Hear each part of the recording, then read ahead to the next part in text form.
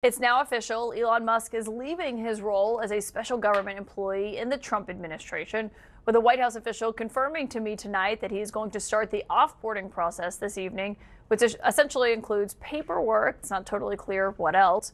But we did see Musk post this on his own website, saying, "As my scheduled time as a special government employee comes to an end, I'd like to thank President Trump for the opportunity to reduce wasteful spending. The DOGE mission will only strengthen over time as it becomes a way of life throughout government."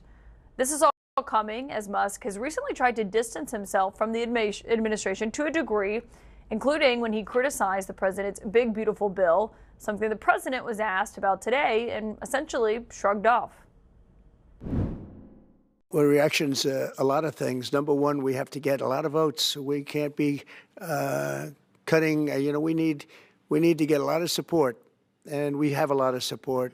We will be negotiating that bill, and I'm not happy about certain aspects of it, but I'm thrilled by other aspects of it. That's the way they go. It's very big. It's the big, beautiful bill, but the beautiful is because of all of the things we have. Here's what Elon Musk had to say about that bill, which the Congressional Budget Office has estimated would add more than $3 trillion to the federal deficit. I was disappointed to see the massive spending bill, frankly, which increases the budget deficit, not just decrease it, and undermines the work that the DOGE team is doing. I think a bill can be big or it can be beautiful, but I don't know if it can be both. My personal opinion.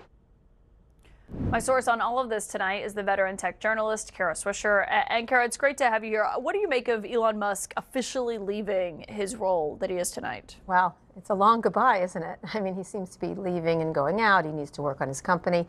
This was inevitable that he was not going to stay there very long. And it pushed along by the fact that his businesses are a bit in distress. And so he needs to pay attention and do his actual job. Do you think he's actually leaving?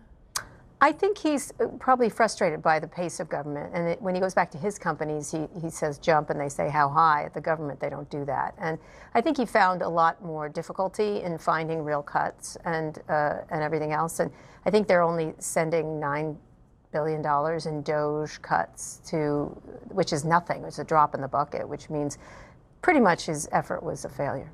Yeah, that's what they're planning to send up to the Hill based on what we know so far. But I mean, $9 billion might sound like a ton of money to someone who's watching, but when you think about his stated goal of $1 trillion to cut coming in. $2 trillion at first. $2 trillion initially, then that was halved to be more realistic. Yeah. I think that puts it more in perspective of how much there was this high bar that they did not reach. No, it's what they spent on paper clips. I mean, it's really not a lot. And he didn't find it. He was able to do it because he made cuts in particular areas, some of which were regulating him, like foreign budgets, maybe attack NPR, attack things like that. But it wasn't significant cutting that they were talking about, which is reforming government extensively. And as he correctly pointed out, you can't have a bill that's big and beautiful. You can have one or the other. And Musk can do math, I think, and he understands the deficit. This $2.3 billion or more raising the deficit is very dangerous for this country, which was something I think he genuinely wanted to help fix. Did the president's response when he was asked about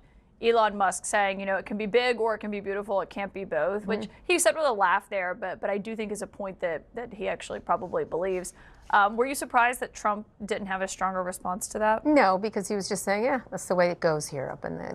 I think he was acknowledging that this is how it happens, this is how the sausage is made. And I think Elon thought, because the way he runs his own companies, that he could just come in and trample everybody. And I think that was one of the problems. I think he bullied cabinet members. I think he ran over things. He took a lion's share of the attention, the whole chainsaw thing, which is, thank God, a distant memory. And I think he did a lot more showmanship than he did actual work. I thought what he said to the Washington Post in an interview was interesting. He said, DOGE has just become the whipping boy for everything.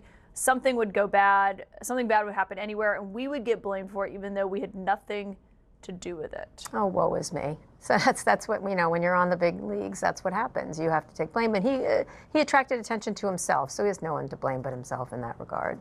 I mean, he wanted the attention, he wanted the power. He showed up in cabinet meetings, and then he was mad that people didn't agree with him, and then started to complain about him, either on the record or off the record. So he's whiny like that in lots of ways. Everyone's out to get him, whether it's Sam Altman or or people who don't like Teslas or Elizabeth Warren. It doesn't matter. He's always got some victimization thing going on. Did it stand out to you that he wasn't wearing the typical hat that he's been donning in a lot of the cabinet meetings, the MAGA hat or anything about Trump? No. And instead he's wearing the shirt. Occupy Mars. He wears that a lot. That's actually something he wears a lot. No, I think he'll still be around. I think they'll still want him for the money. There's very few people who can write a check that big for particular things.